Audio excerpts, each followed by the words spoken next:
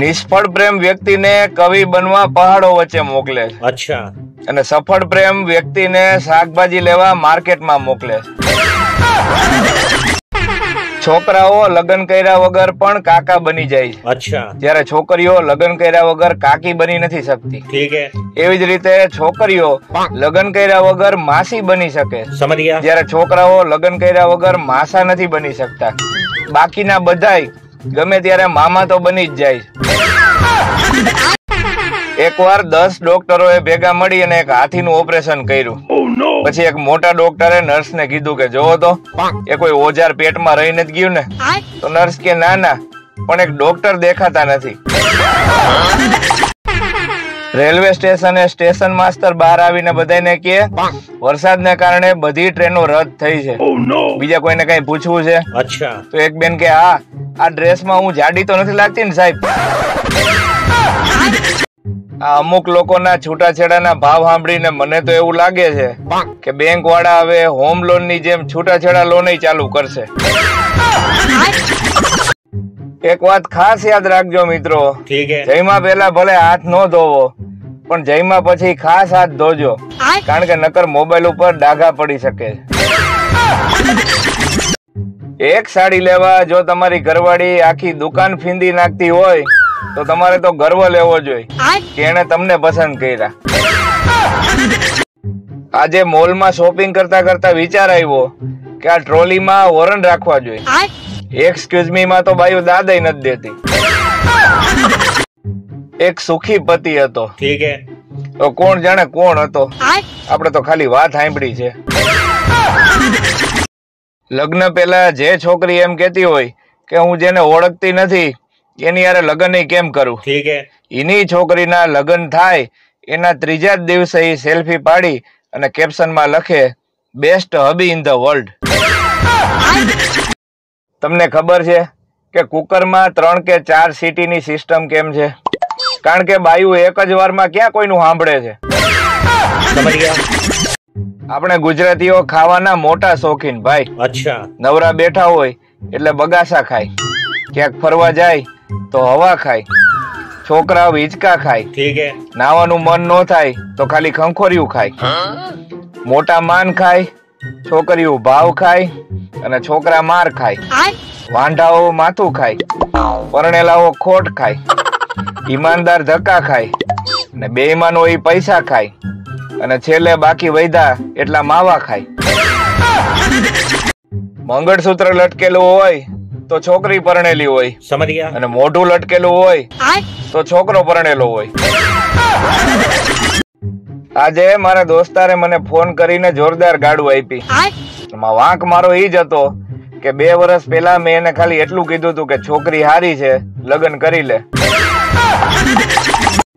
મચ્છર અને માખીએ નોકરીના સમય માટે જાણે સમજી લીધું હોય એવું લાગે. માખી હવારના હાથથી હાંજના હાથ સુધી હોય અને મચ્છર હાંજના હાથથી બીજા દિવસે હવારના હાથ સુધી હોય. આમ તો સ્ત્રીઓને કોઈ મૂર્ખ બનાવી નથી શકતું સાહેબ. ઠીક હે. પણ ગોરા કરવાની ક્રીમની વાત જ કઈક અલગ છે. આ સંસારમાં ઘણી બધી પારિવારિક સમસ્યાઓ છે. ઠીક હે.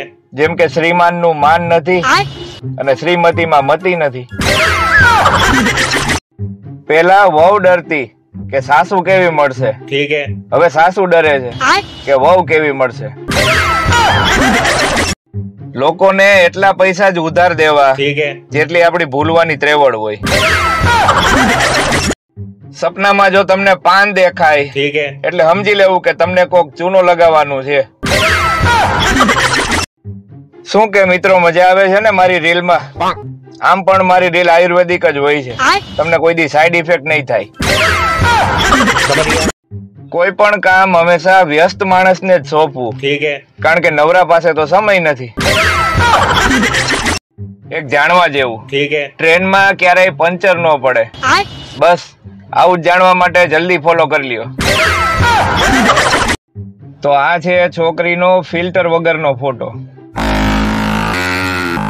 અને હવે આ છે ફિલ્ટર લગાડ્યા પછીનો ફોટો.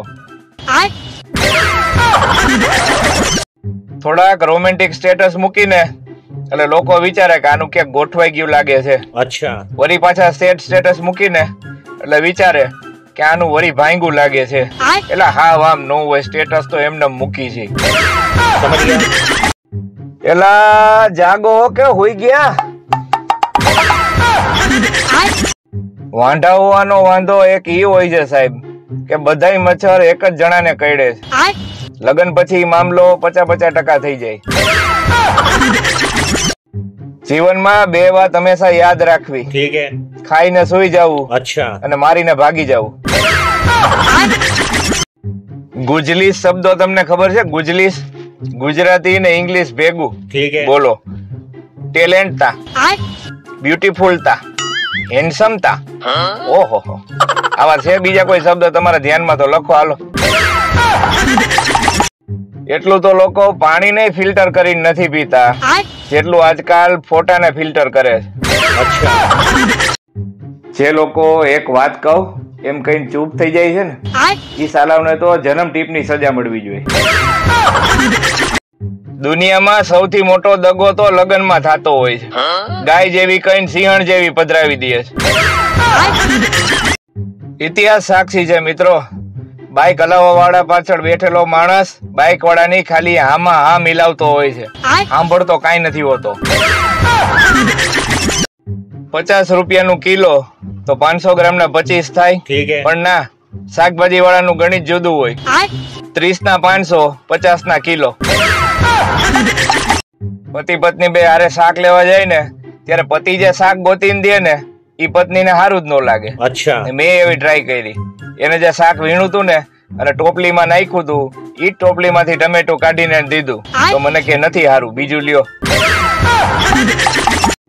જે એમ કેતા હોય કે સિંહના ઠેકાણા ન હોય, ઈ સિંહના લગ્ન કરાવી દ્યો એટલે સિંહ જ ઠેકાણે થઈ જાય.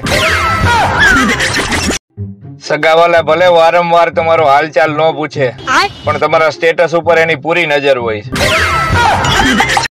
બે છોકરીઓ બાજતી હોય ને સાહેબ ત્યારે શાંતિથી બેહીને એને સાંભળવી, કારણ કે ત્યારે જ આપણને ખબર પડે કે કોનું ચક્કર કોની હારે હાલે છે.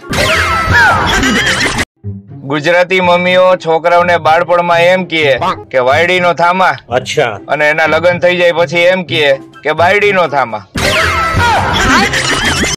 શિક્ષકે ક્લાસમાં પ્રશ્ન પૂછ્યો કે સાપની પૂંછડી પર પગ મૂકો એટલે શું? એક છોકરો ઉભો થઈને કહે પત્નીને વેકેશનમાં પિયર જતી રોકવી. આજે એક અજાણ્યા નંબર ઉપર ફોન કરીને કીધું કે સુધરી જાવ, તમારી બધી મને ખબર પડી ગઈ છે. પછી તો અત્યાર સુધીમાં 30 મિસ કોલ અને 150 સોરીના મેસેજ આવી ગયા. આ ઇતિહાસ સાક્ષી છે મિત્રો. આજ સુધી કોઈ વ્યક્તિએ એની સાડી સાથે ગુસ્સામાં વાત નથી કરી.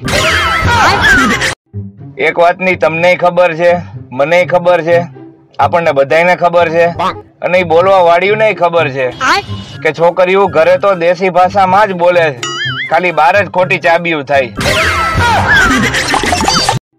પત્નીને વાવાઝોડું કેવા વાળા મારી આ વાત કાન ખોલીને સાંભળી લેજો અને બોલવામાં ધ્યાન રાખજો, કારણ કે કોઈને હોય એવું ન કહેવાય ભાઈ.